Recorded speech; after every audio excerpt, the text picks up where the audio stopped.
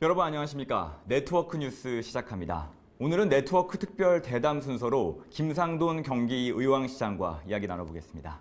시장님 반갑습니다. 네, 안녕하세요. 자, 얼마 전에 취임 100일을 맞았습니다. 네. 그동안 참 바쁘게 시정 운영하셨을 것 같은데 네. 어떻게 지내셨나요? 취임한 지가 엊그저께 같은데 벌써 100일이 지났습니다. 이 감회가 새롭고요.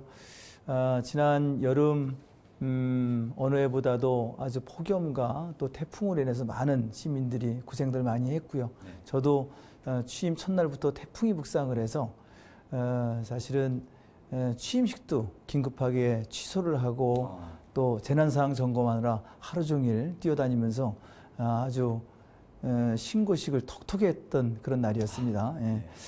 시정 얘기를 해볼까요?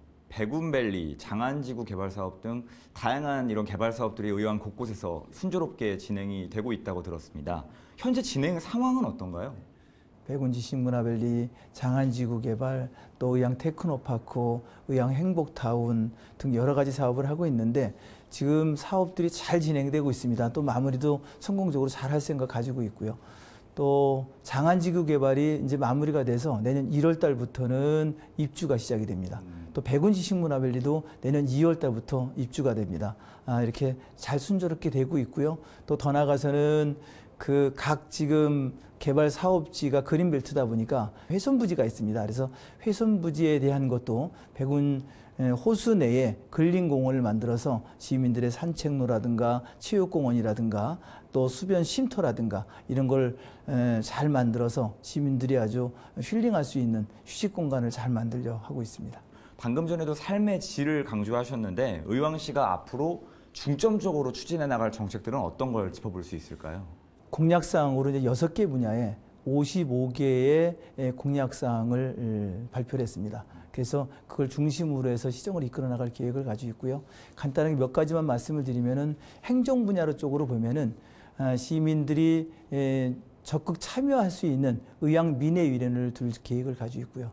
또 시민정책단, 시민감시단을 둬서 시민들이 참여와 또 시정에 함께할 수 있도록 주요 사업에 대한 어떤 현안 토의, 정책, 자문 이런 것을 또 공약에 대한 평가 이런 걸 통해서 또 그 전체적인 어떤 감시도 할 수 있는 이런 전체적인 시민이 함께 주인의식을 갖고 참여할 수 있는 시정을 펼쳐나갈 그런 생각을 가지고 있습니다. 네. 또 그러기 위해서는 아마도 이제 그 행정 분야뿐만이 아니라 경제 분야 쪽으로 놓고 보면은 부곡 도깨비 시장에 대한 그 주차장 확대라든가 또 그 지역 상권을 살리기 위한 또 지역 화폐 이런 것도 발행을 해서 지역에 대한 경제 또 골목 상권 활성화 이런 것도 할 생각을 하고 있고요.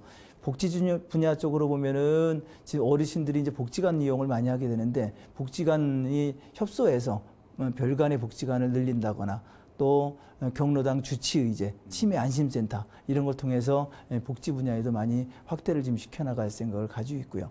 청소년 분야만 보더라도 지금 현재로 청소년 수련관 하나밖에 청소년들이 이렇게 모일 수 있는 공간이 없어서 그 외에 문화의 집을 한 2군데 더 설치를 해서 청소년들이 동아리 활동이라든가 또 청소년들의 꿈과 끼를 펼쳐나갈 수 있는 공간들을 많이 만들어줄 그런 생각도 갖고 있고요. 오늘 교육 얘기를 한번 해보죠. 의왕시의 평생 학습 브랜드로서 의왕 학습 레일이라는 게 있다고 들었습니다. 이게 정확히 어떤 사업인지 소개해 주실까요? 평생 학습 공간이라고 생각하시면 될 것 같은데요.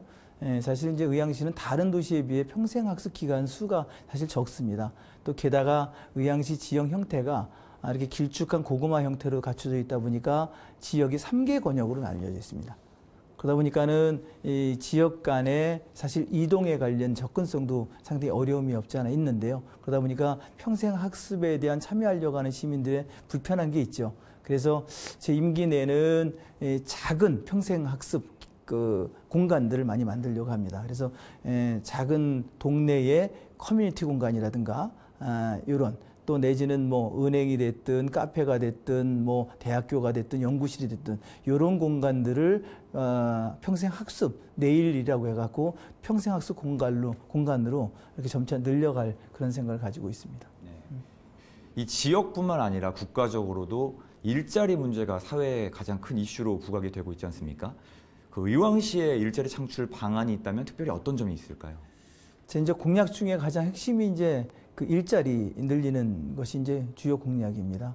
의왕 같은 경우에는 현재 내놓을 만한 그 산업단지가 하나도 없습니다. 그래서 최근에 이제 의왕 테크노파크라고 하는 산업단지가 하나 지금 조성이 되고 있고 내년 연말이면은 조성이 되면은 아마 이제 1호로 이제 산업단지가 하나 만들어질 계획인데요. 사실 그거 하나 갖고는 적습니다.